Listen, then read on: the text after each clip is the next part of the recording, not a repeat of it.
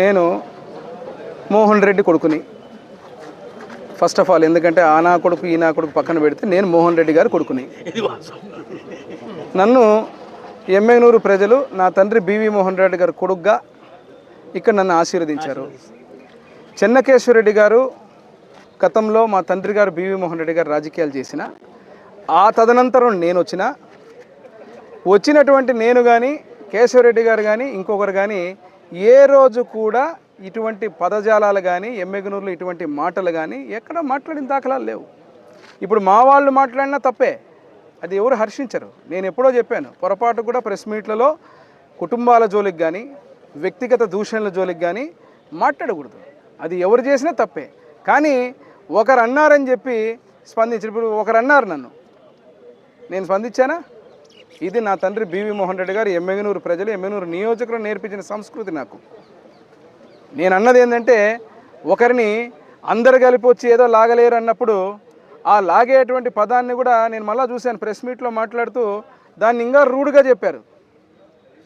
ఒకడు వెంట్రుక అంటే ఇంకొక ఆయన ఏదో మాట్లాడాడు.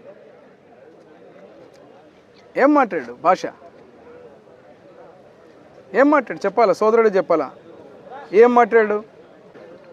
మరి ఇప్పుడు ఆయన తప్పు చేశాడు, మేము మా నాయకులకు సర్ది చెప్పి ఏదో నాయకుని మెప్పు కోసం ఏదో ఒక మాటలు ఎవరైనా మాట్లాడినా తప్పే. నేను ఆ రోజు చెప్పాను ఇటువంటివి ఏది జరగకూడదు. కానీ మాట్లాడిన తర్వాత మీరు వెంట్రుకను బొచ్చు అన్నది మీరు, ఆ మాటలు మాట్లాడి ఇంకా ఏదో పగిలిపోతాయి అన్నప్పుడు నీ పక్కన కూర్చున్న వాళ్ళు కూడా సపోర్ట్లు కొడుతుంటే మీరు ఆనందిస్తున్నారు. నేను లేనప్పుడు మా నాయకులు మాట్లాడారు, నేను ఖండించేదాన్ని, తప్పది. కానీ మీరు అక్కడ ఉండి నీ చుట్టూ కూర్చున్న వాళ్ళు కూడా చప్పట్లు కొడుతున్నారు. అదే చెప్తున్నా, ఈ సంస్కృతి అనేది ఎమ్మెల్యే స్థాయి. ఇప్పుడు మీరు మాట్లాడండి, ఏదో ఒక మాట అన్నారు, ఏదో ఆ కొడుకు ఈ కొడుకు. నేను ఎవరు కొడుకు కాదు, మోహన్ రెడ్డి కొడుకుని ఫస్ట్. అదేవిధంగా మోహన్ రెడ్డి గారి కొడుకుగా ఏ వ్యక్తి అయితే మాట్లాడో ఆ వయసులో నేను ఎమ్మెల్యే అయిపోయినా ఇక్కడ.